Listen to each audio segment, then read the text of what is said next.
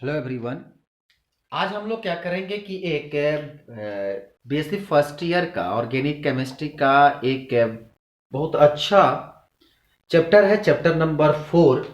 आज उस chapter number 4 की हम सीरीज बनाना शुरू करेंगे। इस चैप्टर में आज जो चैप्टर का मेन टॉपिक है वो है आपका अल्केन और अल्केन से डेरिवेटिव कंपाउंड। वो कंपाउंड कौन कौन से होते हैं, अल्केन बनाने की प्रोसेस क्या होता है, उसकी फिजिकल प्रॉपर्टी क्या होती है, उसकी केमिकल प्रॉपर्टी क्या होती है, उसका यूजेज कैसे करते हैं वो पढ़ेंगे। उसी के साथ जो अल्केन के साथ साइक्लो की जो स्ट्रक्चर होती है ना, साइक्लो अल्केन कैसे बनाते हैं, इन दोनों की जितनी भी प्रॉपर्टी होगी इस पूरे यूनिट में हम लोग कवर करेंगे।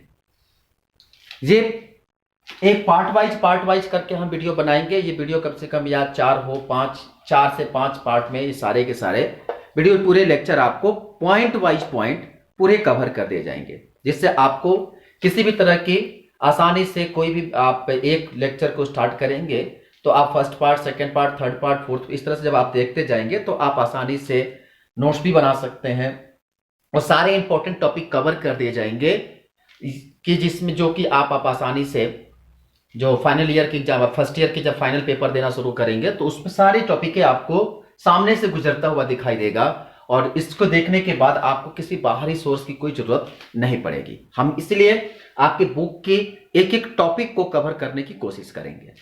आइए, इसमें अगर हम अल्केन की बात करें तो सबसे पहली बात हमारे पास क्वेश्चन आता है कि अल्केन होता क्या है। हम कहते हैं कि कार्बन ये ऑर्गेनिक केमिस्ट्री का सबसे इंपॉर्टेंट कंपाउंड शुरुआती यहीं से होती है। हम कहें कि जो हमारे पास ऑर्गेनिक केमिस्ट्री की हम लोग जो शुरुआत करते हैं तो उसमें सबसे पहले जब हम लोग टॉपिक ऑर्गेनिक होता क्या है, कहते हैं कि कार्बन और उससे डेरिवेटिव यानी कार्बन और उससे रिलेटेड जो हमारे पास जब कंपाउंड का स्टडी करते हैं तो उससे यानी कार्बन से बने हुए कंपाउंड जिसमें हाइड्रोजन का उपयोग हो, ऑक्सीजन हो, इन सारे एलिमेंट से मिलकर खासकर उसमें कार्बन और उसके डेरिवेटिव की जब हम स्टडी करना शुरू करते हैं तो वो बनता है हमारे पास ऑर्गेनिक केमिस्ट्री की कंसेप्ट। कहते हैं कि जब ऑर्गेनिक केमिस्ट्री की कंसेप्ट शुरू करते हैं तो सबसे पहली बात आती है कि किसी भी कंपाउंड का नेमिंग कैसे करते हैं। सबसे देखिए, हम आपको इसका एक अलग लेक्चर दे देंगे, आईपीसी नेमिंग कैसे लिखते हैं, आइसोमेरिज्म क्या होता है, अभी आपको एक इसका अलग लेक्चर मिलेगा। उसमें आपको पूरी कंपाउंड का जितने भी ऑर्गेनिक कंपाउंड होते हैं उसका नेमिंग कैसे करते हैं। नेमिंग करने के बाद जब कंपाउंड का नेमिंग करने के बाद की सबसे इंपॉर्टेंट आती है वो होता है आइसोमेरिज्म।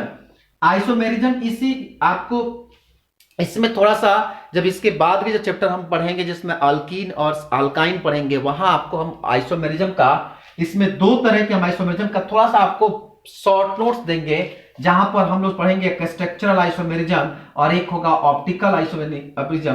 तो वहां पर हम आपको सिखाएंगे थोड़ा सा कि स्ट्रक्चर में चैन आइसोमेरिज्म क्या होता है, फंक्शनल आइसोमेरिज्म क्या होता है, पोजिशनल आइसोमेरिज्म क्या होता है, टाटोमेरिज्म क्या होता है, मेटामेरिज्म क्या होता है। ऑप्टिकल में जो हम लोग पढ़ेंगे कि ज्योमेट्रिकल, ऑप्टिकल और ज्योमेट्रिकल यानी कि जो हम ऑप्टिक दूसरा जो होता है उसमें कहते हैं एस्टिक्योमेट्री आइसोमेरिज्म, या उसमें हम लोग दो भाग में बांटते हैं, एक होता है ऑप्टिकल आइसोमेरिज्म, एक होता है ज्योमेट्रिकल आइसोमेरिज्म। हम जब अगला चैप्टर पढ़ेंगे जिसका नाम होगा अल्कीन अल्काइन, उसमें थोड़ा सा आपको इसके बारे में डिराइव करेंगे और खासकर इसी का नेक्स्ट जब हम चैप्टर पढ़ें जिसका नाम ही होगा आइसोमेरिज्म, उस आइसोमेरिज्म में आपको पूरी तरह से हम इसको डिटेल कर देंगे कैसे आप काउंट करेंगे। इसमें आपको हम एक लेक्चर दे चुके हैं आर और एस कॉन्फ़िगरेशन कैसे आप डिसाइड करते हैं, क्योंकि बहुत सारे बच्चों को ये कंफ्यूजन होता है कि आर और एस डिसाइड कैसे करते हैं। तो आपको हम एक दो लेक्चर दिए हैं आर और एस पर, आप उसको चाहें तो उसको आसानी से बैठ के देख सकते हैं। फिर बाकी हम आइसोमेरिज्म का एक पूरा सीरीज बना के आपको दे देंगे कि ताकि आप एक सीरियल वाइज से शुरू करें और लास्ट तक आसानी से पूरे स्ट्रक्चर को देख लें, ताकि आपको किसी तरह से कोई भी तरह की डाउट आपके दिमाग में न रहे।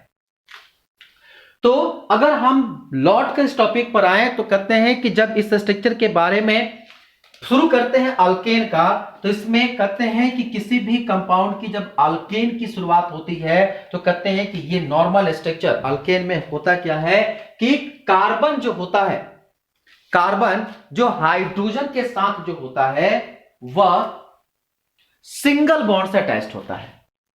कार्बन जो है अपने हाइड्रोजन के साथ सिंगल बॉन्ड से अटैच्ड होता है।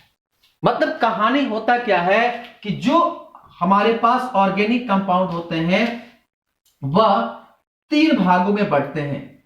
एक होता है अल्केन, दूसरा होता है अल्कीन और तीसरा होता है अल्काइन। मतलब जो कार्बनिक कंपाउंड होते हैं वो जनरली 3 भागों में डिराइव होते हैं, अल्केन, अल्कीन और अल्काइन। सबसे इंपॉर्टेंट बात होती है कि देखिए ये एन ई और वाई एन ई, यही 3 फैक्टर जो होते हैं मेनली ये डिसाइडिंग फैक्टर होते हैं। अगर कहते हैं कि इसका जनरल फॉर्मूला जो होता है वह CnH2n+2 होता है। इसका जनरल फॉर्मूला जो होता है वह CnH2n होता है और इसका CnH2n-2 होता है, जहां n जो होता है नंबर ऑफ जो कार्बन एटम, ले लीजिए कह दीजिए कार्बन एटम, या n जो होता है कार्बन एटम की संख्या पर ही डिसाइड करते हैं, नंबर ऑफ कार्बन एटम्स कितना होता है ये रिप्रेजेंट करते हैं। जैसे में तो हम कहते हैं कि जब हम जैसे मान लीजिए कि हमारे पास अगर n = 1 हो तो इसमें लिखेंगे C1H2 × 1 + 2, तो C1H4 यानी हो गया CH4।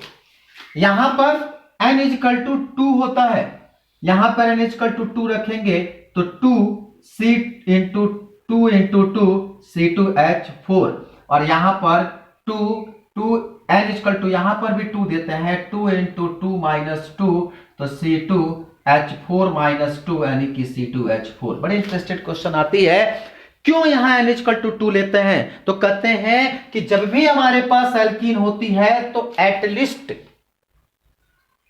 कार्बन कार्बन के बीच में डबल बॉन्ड होनी चाहिए। ध्यान रहे, बहुत इंपॉर्टेंट और इंटरेस्टेड बात है ये कि आप कार्बन कार्बन के बीच में अल्कीन अल्काइन और अल्केन और अल्कीन में बेसिक अंतर क्या होता है कि अल्केन कहता है कि कार्बन से अगर कोई भी एलिमेंट्स अगर किसी भी सिंगल बॉन्ड से जुड़ जाए, खासकर हाइड्रोजन सिंगल बॉन्ड से जुड़ता है तो वह कहलाता है अल्केन। कार्बन सिंगल बॉन्ड से किसी हाइड्रोजन के साथ अटैच्ड हो या किसी अदर कार्बन के साथ अटैच्ड हो, मतलब सिंगल बॉन्ड होना चाहिए। लेकिन कहता है कि कार्बन के बीच एटलीस्ट 1 डबल बॉन्ड, कार्बन के बीच। यहां कार्बन जरूरी नहीं है कार्बन के बीच में हाइड्रोजन सिंगल बॉन्ड होगा तो वो अल्केन होगा, ऐसा जरूरी नहीं है। लेकिन एल्कीन में होता है कि कार्बन के बीच एक डबल बॉन्ड होना चाहिए तो वह कहलाता है अल्कीन। और इसी तरह से कार्बन के बीच एटलीस्ट एक ट्रिपल बॉन्ड होना चाहिए। कार्बन के बीच एटलीस्ट एक डबल बॉन्ड और कार्बन के बीच एटलीस्ट एक ट्रिपल बॉन्ड होगा तो डबल बॉन्ड वाला एल्कीन और ट्रिपल बॉन्ड वाला एल्काइन होगा। इस पर आप जरूर ध्यान रखेंगे कि क्यों n = हम 2 लेकर चलते हैं। हम कहते हैं कि अगर जनरल स्ट्रक्चर अगर हम देखें तो जनरल स्ट्रक्चर हमारे पास मिलता क्या है कि सपोज करिए कि हमारे पास अगर ये हमारा हाथ जो है एक कार्बन है, कार्बन से सबसे ऊपर एक हमारा हाइड्रोजन एक बॉन्ड जुड़ा हुआ है, दूसरा बॉन्ड जो है हमारा इस तरफ से जुड़ा हुआ है, तीसरा बॉन्ड हमारा इस तरफ जुड़ा है, चौथा बॉन्ड जो होता है ऐसे होता है। मतलब ये एक शेप, ये एक शेप और ये एक दूसरे से ये अटैच्ड। मतलब कि ये जो शेप आपको देखने को मिल रहा है ये शेप आगे चलकर अगर हम स्ट्रक्चर देखें तो कुछ इस तरह का स्ट्रक्चर मिलता है। ये कार्बन एटम है, यहां पर हाइड्रोजन है, ये हाइड्रोजन है, ये हाइड्रोजन है और ये हाइड्रोजन है। मतलब कि जब इनका बॉन्डिंग देखते हैं तो ये बॉन्डिंग जो आगे चलकर ये इनके साथ, तो ये पूरा एक तरह के टिड्डी के रूप में यानी कि टेट्राहेड्रल के शेप में हमारे पास मिलता है। मतलब कि जब स्ट्रक्चर हम टिड्डी शेप इसका निकालते हैं तो ये आपका जब ये बॉन्डिंग स्ट्रक्चर हम खींचते हैं तो इसकी जो बीच का एंगल होता है वह 109 डिग्री 28 मिनट का होता है। और इसका शेप जो हाइब्रिडेशन निकालते हैं, हाइब्रिडेशन जो होता है वह sp3 होता है और sp3 हाइब्रिडेशन जिसकी होती है वह उसका शेप जो होता है वह टेट्राहेड्रल शेप का होता है। तो यहां तक तो हम सीख गए। अब देखिए कहते हैं कि अगर मान लीजिए कि हमारे पास अल्केन में होता क्या है, जैसे मान लीजिए CH4, ये हमारा ग्रुप का पहला अल्केन मेंबर होता है। अल्केन का पहला मेंबर CH4 जिसका नाम मेथेन होता है। दूसरा मेंबर जो होता है वो C2H5 होता है, सॉरी C2H6 होता है, C2H6 CH3 तो इसका नाम होता है आथेन। तीसरा होता है C3H8 जिसका नाम होता है प्रोपेन। हम कैसे इसका नामिंग करते हैं, तो कहते हैं कि जब किसी भी कंपाउंड का जब हम नॉर्मल स्ट्रक्चर जब पढ़ना शुरू करते हैं तो पढ़ने इसके दौरान जब कोई भी ऑर्गेनिक कंपाउंड हम पढ़ना शुरू करेंगे तो इस कंपाउंड का सबसे पहले हम एक एक प्रॉपर्टी के बारे में पढ़ेंगे। जैसे में अगर हम इस कंपाउंड का नेमिंग करना सीखें तो हम अगर हेडिंग डालें IUPAC नॉमेनक्लेचर ऑफ अल्केन, अगला हेडिंग है हमारा IUPAC नॉमेनक्लेचर ऑफ अल्केन। तो किसी भी कंपाउंड का अगर हमको नेमिंग करना हो उसमें 3 शब्द होते हैं। एक होता है वर्ड रूट, दूसरा शब्द होता है सफिक्स और तीसरा होता है प्रीफिक्स। 3 चीजों पे IUPAC नॉमेनक्लेचर चलते हैं, वर्ड रूट, सफिक्स और प्रीफिक्स। वर्ड रूट क्या होता है? वर्ड रूट होता है कि जो हमारे पास एस्केलेटन में कार्बन की जो संख्या है वह कहलाता है वर्ड रूट। यही वर्ड रूट मतलब जो कार्बन की संख्या, जैसे में अगर कार्बन की संख्या 1 होता है तो वह कहलाता है मेथ, कार्बन की संख्या अगर 2 होता है तो वह कहलाता है एथ, कार्बन की संख्या अगर 3 होता है तो यह कहलाता है प्रोप, कार्बन की संख्या अगर 4 होता है तो कहलाता है ब्यूट, 5 होता है तो होता है पेंट, अगर कार्बन की संख्या 6 होता है तो होता है हेक्स, कार्बन की संख्या 7 होता है तो कहलाता है हेक्ट, कार्बन की संख्या 8 होता है तो ऑक्ट, कार्बन की संख्या 9 होता है तो नन, कार्बन की संख्या अगर 10 होता है तो डेक, और कार्बन की संख्या 11 हुआ तो अनडेक। उस तरह से कार्बन 12 ड्यूडेक, ट्राइडेक, टेट्राडेक, पेंटाडेक, हेक्साडेक, इस तरह से यही होता है वर्ड रूट। जो कार्बन की संख्या होती है उसे हम लोग वर्ड रूट के नाम से जानते हैं। दूसरी जो चीज होती है वह आता है, देखो सबसे बड़ी चीज होती है कि हम अगर फॉर्म, तो दूसरा शब्द आता है सफिक्स उसके बाद। तो सफिक्स जो होता है वह आगे चलकर 2 भागों में बढ़ता है। एक होता है प्राइमरी सफिक्स और दूसरा होता है सेकेंडरी सफिक्स। प्राइमरी सफिक्स में इस साइक्लो का शब्द आता है खासकर, और सेकेंडरी सफिक्स जो होते हैं वो आगे चलकर 3 भागों में बढ़ते हैं। एक होता है अल्केन, दूसरा होता है अल्कीन और तीसरा होता है अल्काइन। ध्यान रहे, ये सबसे कभी कभी सब प्राइमरी सफिक्स होते हैं वो कार्बोनिक एसिड के पॉइंट्स में आते हैं तो वो आगे आगे मिलेंगे, लेकिन नॉर्मल हम लोग साइक्लो को ही प्राइमरी सफिक्स पढ़ते हैं और सेकेंडरी सफिक्स में अल्केन, अल्कीन और अल्काइन आते हैं। इसके बाद तो इसमें मतलब अगर सिंगल बॉन्ड यानी कि यहां पर इसके लिए हम लोग जो सेकेंडरी सफिक्स होगा वो ANE, इसके बाद ENE और तीसरा जो होगा YNE। अगर कोई भूल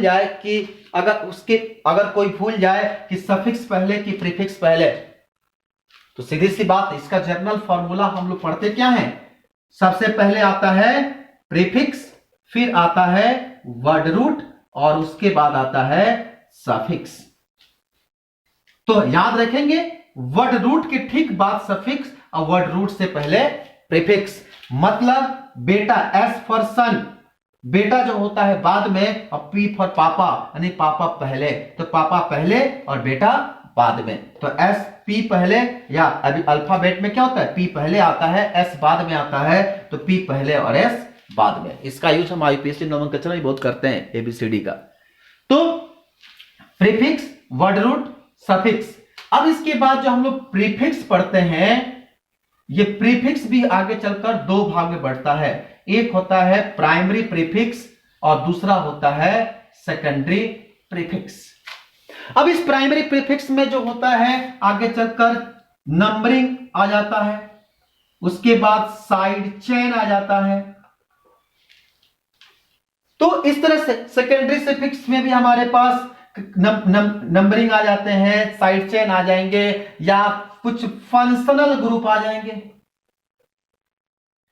तो खासकर सेकेंडरी सफिक्स उल्टा कर दिया हम, खासकर या सही है, कोई दिक्कत। सेकेंडरी सफिक्स में हम लोग नंबरिंग पढ़ते हैं, साइड चेन पढ़ लेते हैं, और प्राइमरी फिक्स में होता है वह फंक्शनल ग्रुप आ जाता है। फंक्शनल ग्रुप में आपका अल्डिहाइड, कीटोन, कार्बोक्सिलिक, नाइट्रेट, ये जितने भी हमारे पास सल्फोनेट, ये सारे जो होते हैं प्राइमरी प्रीफिक्स में लाए जाते हैं, और सेकेंडरी सफिक्स में साइड चेन के जो नंबर आते हैं उसमें आते हैं। तो इस तरह से हमारे पास कार्ब word root, primary suffix, secondary suffix, primary prefix, secondary prefix, last में एक जनरल फॉर्मूला तैयार करते हैं जिसका नाम होता है सेकेंडरी प्रीफिक्स, फिर primary prefix, word root plus primary suffix और सेकेंडरी सफिक्स। इस तरह से एक पूरा चार्ट तैयार होता है। और पता है इसी फॉर्मूला पर पूरी आईयूपीएससी नॉमेनक्लेचर चलती है। यही ऐसा एक फॉर्मूला है जिस पर सारे के सारे आईयूपीएससी नॉमेनक्लेचर लिख दिए जाते हैं। वो कितना बड़ा सा बड़ा भी क्यों ना हो, इस लौते इसी फॉर्मूले पर हम पूरे आईयूपीएससी नॉमेनक्लेचर लिखते हैं। कैसे? अगर हम एक छोटा सा एग्जांपल से आपको समझाएं,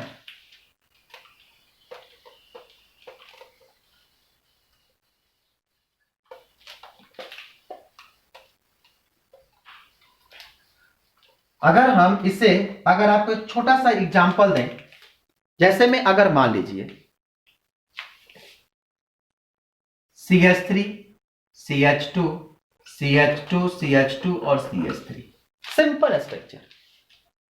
तो 1 2 3 4 5, चलिए अब आप इसका जब स्ट्रक्चर खींचेंगे तो इस तरह से कुछ स्ट्रक्चर मिलेंगे।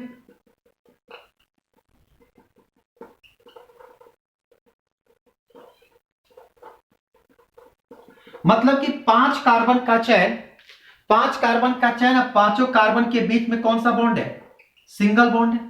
मतलब जो सिंगल बॉन्ड है, तो आप इसका अगर बात करें तो अगर कार्बन की संख्या अगर 5 है, n = 5 है, तो C5H2 × 5 + 2, C5H10 + 2, तो C5H12। मतलब हाइड्रोजन की संख्या 12, 3 2 5 2 7 2 9 और 3 12, 1 2 3 4 5 6 7 8 9 10 11 12। मतलब ये स्ट्रक्चर हुआ अल्केन।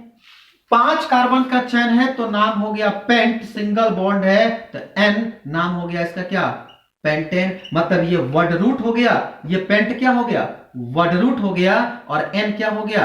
यहां पे ये जनरल सफिक्स हो गया।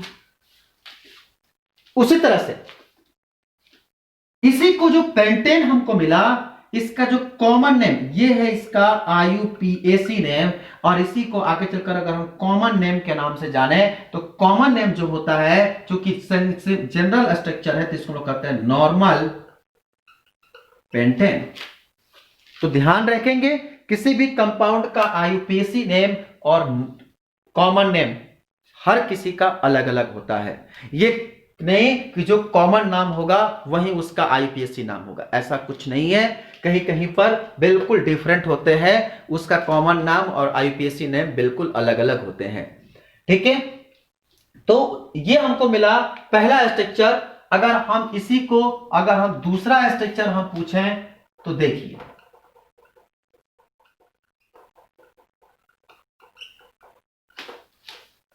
यहां पे अगर गौर से देखें तो क्या होता है 1 2 3 4 कहते हैं कि आईयूपीएसी नेमिंग लिखते समय सबसे पहले हम लॉन्गेस्ट चेन को सेलेक्ट करते हैं। हम बार बार बता रहे हैं कि आईयूपीएसी की पूरी एक सीरीज बनाकर आपको मिल जाएगा। उस पूरे सीरीज में एक आईयूपीएसी का आपको एक एक चीज कौन कौन से फॉर्मूला अपनाते हैं, क्या होता है, किस तरह से हम नेमिंग करते हैं, उसका सीरीज मतलब लॉन्गेस्ट चेन सेलेक्ट करते हैं। लॉन्गेस्ट चेन सेलेक्ट करते समय अगर डबल बॉन्डेड हो तब क्या करेंगे, ट्रिपल बॉन्डेड हो तब क्या करेंगे, अगर दो दो डबल बॉन्ड हो तब क्या करेंगे, दो स्ट्रक्चर में डबल बॉन्ड के साथ साथ अगर ट्रिपल बॉन्ड भी हो तो क्या करेंगे। इन सब चीजों को किस आधार पर करेंगे उसके लिए हम आपको पूरा एक आईयूपीएसी सीरीज मिल जाएगा। तो यहां पे अगर हम देखें तो सबसे पहले हम क्या करते हैं, एक लॉन्गेस्ट चेन सेलेक्ट करते हैं। लॉन्गेस्ट चेन सेलेक्ट करने के बाद मतलब लंबी श्रृंखला मिले, जो लॉन्गेस्ट चेन हमको मिलता है इसी चेन को आगे चलकर हम मेन चेन के नाम से जानते हैं। ये क्या होता है, मेन चेन होता है। और ये जो एक मिला इसे आगे चलकर हम लोग साइड चेन के नाम से जानते हैं। ठीक है, अब ये जो साइड चेन मिला, अब जरा गौर से देखिए। अब इसके बाद मैटर आता है स्ट्रक्चर को काउंटिंग करने में। तो हम कहते हैं कि अगर दिए गए स्ट्रक्चर हमारे पास है और जब इसकी काउंटिंग करने का मैटर आए तो आप इतना जरूर ध्यान रखिएगा कि दिए गए स्ट्रक्चर में काउंटिंग की शुरुआत उधर से करते हैं। फिर आपको बता रहे आईपीएससी में आपको रियल दिया गया है, उसमें क्या आप देख सकते हैं उस सारे लेक्चर में आपको कि कैसे क्या करना है। तो उसमें क्या है कि कहते हैं कि दिए गए स्ट्रक्चर में काउंटिंग की शुरुआत उधर से करते हैं जहां से सबसे पहले क्या मिले, ब्रांचिंग मिले। मतलब काउंटिंग की शुरुआत आप वहां से करेंगे जहां से पहले ब्रांचिंग, अगर से 1 2 3 और 4 कहा जाए तो अगर इसका दूसरा पोर्शन हम देखें तो क्या होगा 1 2 3 और 4। मतलब दो पॉसिबिलिटी है, या तो आप लेफ्ट टू राइट जाओ या तो राइट टू लेफ्ट आओ। तो ऐसी स्थिति में यहां पे दूसरे नंबर पर ब्रांचिंग और इधर से चलने पर तीसरे नंबर पर ब्रांचिंग है। मतलब दो जो है छोटा नंबर है, तो इसका मतलब कि जो अल्फाबेट यानी है जो मतलब कि काउंटिंग है वह लेफ्ट टू राइट सही है।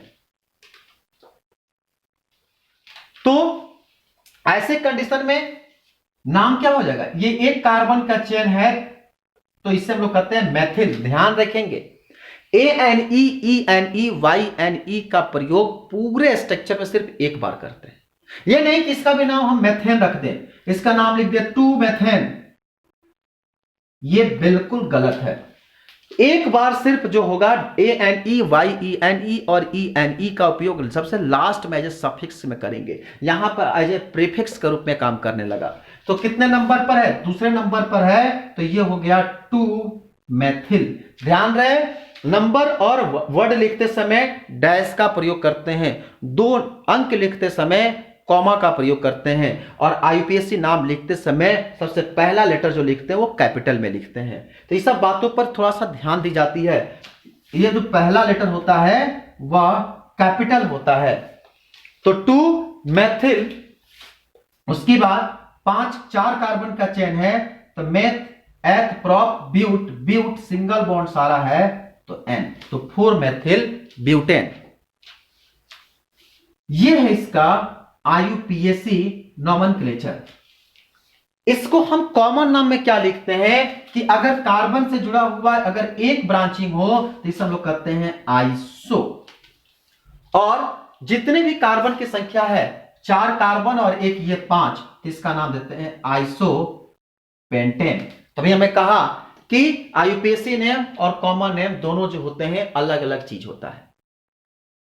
फिर इसी के साथ अगर हम तीसरा स्ट्रक्चर लें,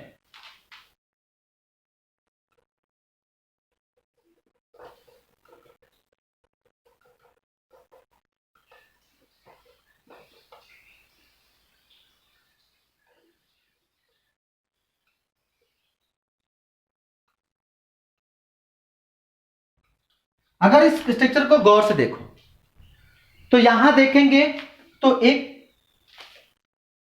2 3, यहां देखो सबसे लंबा चेन पहले सिलेक्ट करना है। तो सबसे पहली प्रायोरिटी तो हमारी होती है क्या, लॉन्गेस्ट चेन सेलेक्ट करें। लॉन्गेस्ट चेन सेलेक्ट करने के लिए हम क्या करेंगे, अगर इससे हम लॉन्गेस्ट चेन मान लें, क्योंकि सबसे बड़ा चेन हमको यही दिख रहा है, जब इसका नेमिंग करने की बारी आएगी तो किधर से शुरू करें, एक होगा 1 2 3 4 5 6 कार्बन का चेन है। दूसरा क्या पॉसिबिलिटी है? दूसरी पॉसिबिलिटी है कि ये 1 2 3 4 5 और 6।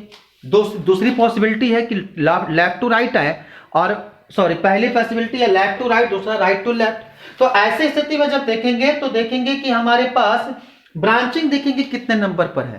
तो ब्रांचिंग देखो, ऊपर से चले तो तीसरे नंबर पर, इधर चले तो चौथे नंबर पर। मतलब ऊपर वाला सही हो गया, नीचे वाला क्या हो गया? गलत हो गया। मतलब कि जब तीसरे नंबर पर ब्रांचिंग है तो यहां पर भी ब्रांचिंग है और यहां पर भी ब्रांचिंग है। मतलब कि दो जगह पर ब्रांचिंग है तो इसको लिखेंगे 3 3 का भी बोले 2 डिजिट के बीच में कॉमा लगाते हैं। संख्या कितना है? 2। तो डाई 3 3 डाई मेथिल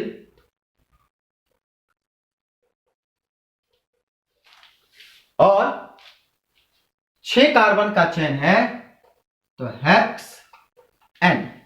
ये है इसका आईयूपीएसी नेम। इसी का अगर हम कॉमन नेम की बात करें तो दोनों तरफ कितने कार्बन, अगर दोनों तरफ जुड़ा हुआ है तो इसे हम लोग कहते हैं नियो। तो कितने कार्बन? 1 2 3 4 5 6, 6 कार्बन 7 8, तो इसको कहते हैं नियो ऑक्टेन। तो नॉर्मल, आइसो और नियो, नॉर्मल, आइसो और नियो, 3 कॉमन नाम का कंसेप्ट मिल गया, 3 आईयूपीएसी नेम का कंसेप्ट मिल गया। अब इसी में हम क्या करते हैं, अब इसी पर हम एक नया चीज आपको इसी डायग्राम पे सिखाएंगे। वो क्या है? कहते हैं कि अगर दिया गया स्ट्रक्चर हमारे पास है, उस दिए गए स्ट्रक्चर में अगर कार्बन कार्बन जो है, अगर कार्बन के दोनों तरफ देखेंगे, अगर दोनों तरफ से कार्बन जुड़ा हुआ है या तीनों तरफ से जुड़ा है, देखिए तीनों तरफ से ये कार्बन जुड़ा है, ये कार्बन जो है चारों तरफ से जुड़ा हुआ है, तो कह रहे हैं कि अगर जो कार्बन है उसे देखेंगे को कितने भाग से अटैच्ड है, कितने तरफ से जुड़ा हुआ है कार्बन से।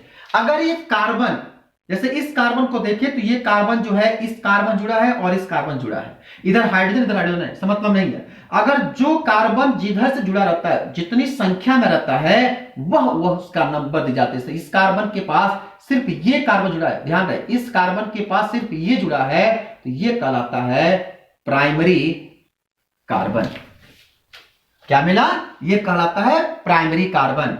और इस कार्बन को देखें तो इस कार्बन से इधर भी जुड़ा है और इधर भी जुड़ा है, तो इस कार्बन को कहेंगे हम लोग सेकेंडरी कार्बन। ये कौन सा मिला? Secondary carbon. और ये मिला हमको प्राइमरी कार्बन। प्राइमरी कार्बन मतलब कार्बन के एक तरफ से एक कार्बन जुड़ा हुआ है। उसी तरह से इसको देखें तो इधर से दोनों तरफ जुड़ा है, तो ये भी बना आपका सेकेंडरी कार्बन। ये भी कैसा है? Secondary carbon. और ये कैसा है? Primary carbon. ये आगे रिएक्शन में काम आएंगे, ठीक है। उसी तरह से यहां लौट कर आए तो आप गौर से देखिए, इस कार्बन और इसके के समय में अगर इसका स्ट्रक्चर हम ड्रॉ करें तो कुछ इस तरह का स्ट्रक्चर होगा, ठीक है। इधर की तरफ देखेंगे तो हाइड्रोजन जुड़े हुए हैं, इधर हाइड्रोजन, ये हाइड्रोजन, ये हाइड्रोजन। मतलब कि इस कार्बन और इस कार्बन के बीच में देखें तो बगल वाला जो कार्बन है, मतलब कि जो ये कार्बन है, ये कार्बन सिर्फ एक कार्बन जुड़ा है, तो मतलब ये कार्बन कैसा हुआ? Primary carbon. ये कार्बन इस कार्बन के दोनों तरफ जुड़ा है, ये कहलाएगा सेकेंडरी कार्बन। और ये कार्बन को अगर गौर से देखें तो ये कार्बन जो है इधर से भी जुड़ा है, इधर से भी जुड़ा है और इधर से भी जुड़ा है, तो ये कहलाता है टर्शियरी कार्बन। और ये फिर हो जाएगा प्राइमरी कार्बन। इस स्ट्रक्चर को लौट देखते हैं, इसमें देखें अगर कुछ ऐसा स्ट्रक्चर है, मतलब कि यहां पे हाइड्रोजन है चारों तरफ। अब इस कार्बन स्ट्रक्चर को देखिए गौर से, तो देखेंगे कि इसमें क्या है, ये कार्बन जो है इधर से सिंगल कार्बन जुड़ा है, मतलब ये हो गया प्राइमरी, ये हो गया सेकेंडरी। अब इसके बाद इधर से एक कार्बन, इधर से एक कार्बन, इधर से एक कार्बन, तो 4 कार्बन जुड़ा है, इसे हम लोग कहते हैं क्वाटरनरी कार्बन। और फिर ये सेकेंडरी, सेकेंडरी और एक ऐसा प्राइमरी। तो याद रखेंगे प्राइमरी, सेकेंडरी, टर्शियरी कार्बन का कंसेप्ट कार्बन कार्बन से अटैचमेंट पर डिसाइडेड होता है। ठीक है, तो इतना मिल गया हमको आईयूपीएसी का कंसेप्ट, और इसी के साथ साथ हमको क्या दे दिए हम आपको कि प्राइमरी, सेकेंडरी और टर्शियरी कार्बन का कंसेप्ट क्या होता है। इस तरह से इसकी एक अलग प्रॉपर्टी और आती है, अल्केन जो होता है वह आइसोमेरिज्म भी शो करता है। आइसोमेरिज्म कहते किसे, क्या होता है आइसोमेरिज्म? कहते हैं कि ऐसे कंपाउंड जिनके मॉलिक्यूलर फॉर्मूला तो सेम होते हैं, the compound to which molecular formula is same but structural formula are different and physical और chemical properties both are different is called isomer, और this phenomena is called isomerism. Means the ऐसे structure जिनके structure जब molecular formula होता वो तो same होता है, लेकिन उसके स्ट्रक्चर अलग अलग होते हैं। स्ट्रक्चर अलग अलग होने के चलते उसकी फिजिकल और केमिकल प्रॉपर्टी अलग अलग हो जाती है, उससे हम आइसोमर कहते हैं, और पूरी फेनोमेना को आइसोमेरिज्म कहते हैं। तो कहते हैं कि जो ये एलिमेंट्स होते हैं, मतलब जो अल्केन होता है, ये अल्केन, हम अगला हेडिंग है आइसोमेरिज्म ऑफ अल्केन। जो आइसोमेरिज्म, तो कहते हैं कि जितने भी हमारे पास अल्केन होते हैं वह स्ट्रक्चरल आइसोमेरिज्म शो करते हैं।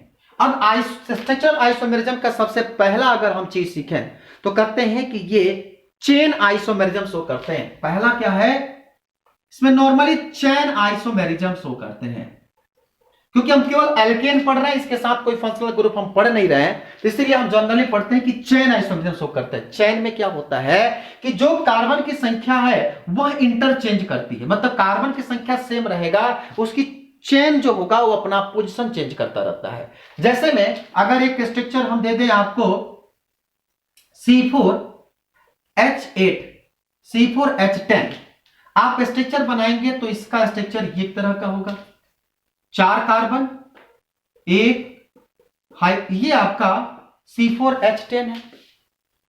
इसी का एक और स्ट्रक्चर क्या बनेगा,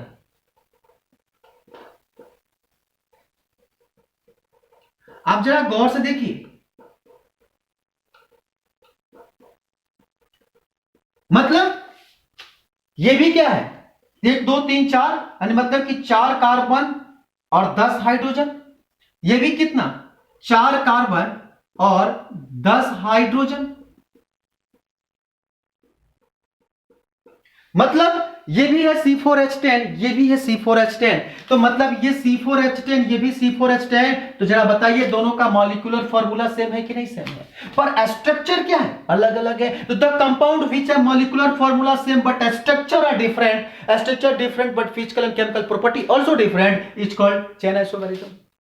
मतलब स्ट्रक्चर दोनों में क्या हो गया, अलग अलग होगा। जब ध्यान रहे the formula, the compound which है molecular formula same but structure are different, but structure are different, so IUPAC nomenclature also different. ध्यान रहे इसके आईपीएसी नोमेनक्लेचर भी अलग अलग हो जाते हैं। इसका नाम क्या होता है, 4 कार्बन का चेन है, मेथ एथ प्रोप ब्यूट, इसका नाम हो गया ब्यूटेन। और इसका नाम क्या हो गया, यहां पर ब्रांचिंग हो गया, तो यहां पर हो गया 2 मेथिल मेथ एथ प्रोप, जिसका नाम हो गया प्रोपेन।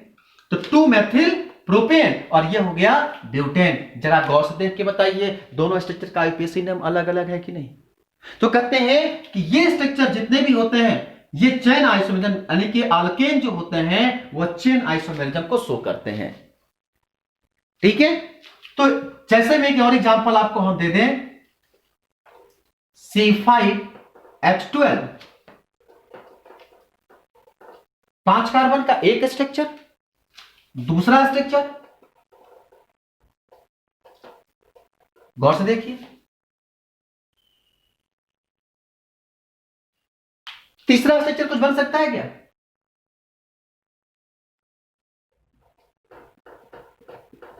बन गया। मतलब ये 5 कार्बन का चेन तो पेंटेन, दूसरा में 1 2 3 दूसरे नंबर ब्रांचिंग है 2 मेथिल, 4 कार्बन का चेन तो ब्यूटेन। और इसमें क्या होगा, ये मेन चेन अगर होगा तो यहां पे दोनों जगह ब्रांचिंग है तो 2 di methyl meth eth prop यानी कि प्रोपेन। तो कह सकते हैं कि ये स्ट्रक्चर क्या C5H12, तीनों का मॉलिक्यूलर फॉर्मूला सेम, ये भी है आपका C5H12, आप देख सकते हैं हाइड्रोजन काउंट कर लीजिएगा, ये भी है आपका C5H12 और ये भी है आपका C5H12, तीनों C5H12। तो तीनों का मॉलिक्यूलर फॉर्मूला क्या हो गया, सेम हो गया। अच्छा, मॉलिक्यूलर फॉर्मूला सेम हुआ पर स्ट्रक्चर क्या है इसके अलग अलग है, तो ऐसे कंपाउंड जो होंगे वो चेन आइसोमेरिज्म शो करते हैं। मतलब कि अल्केन जो होता है वो चेन आइसोमेरिज्म शो करता है। आप जरा गौर से देखिए, तीनों का आईपीएसी नेम भी क्या है, अलग है, साथ साथ में इसका कॉमन नाम भी अलग होता है। कैसे, इसका नाम हो जाएगा नॉर्मल पेंटेन, इसका नाम हो जाएगा आइसो पेंटेन और इसका नाम हो जाएगा नियो पेंटेन। तो इस तरह से कह सकते हैं कि जितने भी हमारे पास अल्केन जो होते हैं वह अल्केन जो होता है जनरली क्या करता है, चेन आइसोमेरिज्म को शो करता है। पोजीशन नहीं, पोजीशन क्यों नहीं कह सकते, क्योंकि इसमें फंक्शनल ग्रुप नहीं लग रहा है, क्योंकि फंक्शनल ग्रुप जब लगता है, फंक्शनल ग्रुप जब चेंज करता है तो वहां पर पोजीशन होता है या डबल बॉन्ड ट्रिपल बॉन्ड आता है, फिर इसका फंक्शनल ग्रुप आता है, तो वो आइसोमेरिज्म अलग कंसेप्ट है। तो कह रहे हैं कि जो भी हमारे पास चेन आइसोमेरिज्म जो होते हैं, चेन आइसोमेरिज्म में सिर्फ कार्बन की लोकेशन यानी कि ब्रांचिंग चेंज होती है, ब्रांचिंग अलग अलग हो जा सकता है, तो ये कार्बन जो होते स्ट्रक्चर जो होते हैं वह चेन आइसोमेरिज्म शो करते हैं। तो इतना कंसेप्ट हम सीख लिए कि अल्केन की प्रॉपर्टी कैसी, यानी कि अल्केन का जो हमारे पास अल्केन है वह अल्केन कौन कौन सी आइसोमेरिज्म को ये शो करते हैं। अब देखिए, जब हम अगले इसके सेकेंड लेक्चर हम शुरू करेंगे तो उसमें हम सीखेंगे कि अल्केन का प्रिपरेशन मेथड क्या होता है, क्योंकि हम इसको थोड़ा सा तेज पढ़ाएं, वजह क्या है कि ये चीजें आप ऑलरेडी पहले से पढ़े हुए हैं। हम अगले क्लास को थोड़ा सा स्पीड में कम करेंगे और उसका हम प्रिपरेशन मेथड सिखाएंगे कि कैसे बनता है। हम आपको अगले लेक्चर में इस हिसाब से ऑर्गेनिक केमिस्ट्री को तोड़ना सीखेंगे, रिएक्शन को इतना आसानी से रिएक्शन करना सीखेंगे कि आप आसानी से एग्जामिनेशन हॉल में बिल्कुल बिना किसी टेंशन को सॉल्व कर देंगे, क्योंकि किसी भी ऑर्गेनिक केमिस्ट्री को रटा नहीं जाता है। रिएक्शन करना आप सीख जाएंगे, एक बार आप रिएक्शन करना सीख जाएंगे तो आसानी से आप किसी भी रिएक्शन को ब्रेक कर सकते हैं। कैसे ब्रेक करते हैं, ब्रेक करने का तरीका क्या होता है, कौन सा बॉन्ड को कैसे डिसोसिएट करना है, उसे कैसे ब्रेक करना है, ब्रेक करने के बाद अटैकिंग ग्रुप कैसा होगा, रेडिकल कैसे अटैक करेंगे, इन सारे चीजों को जो है हम आगे के लेक्चर में आपको धीरे धीरे करके सारा चीज आपको बताते चलेंगे। एक बार आप पूरी चीजों को जब देख लेंगे तो जैसे एक यूनिट को आप पूरा देख लेंगे तो आपको अगले यूनिट में किसी तरह की कोई समस्या उत्पन्न नहीं होगी। अब आप बिना किसी चीज के किए हुए आसानी से दूसरा चैप्टर भी आप आसानी से कर सकते हैं। तो आज के लिए इतना ही, थैंक यू।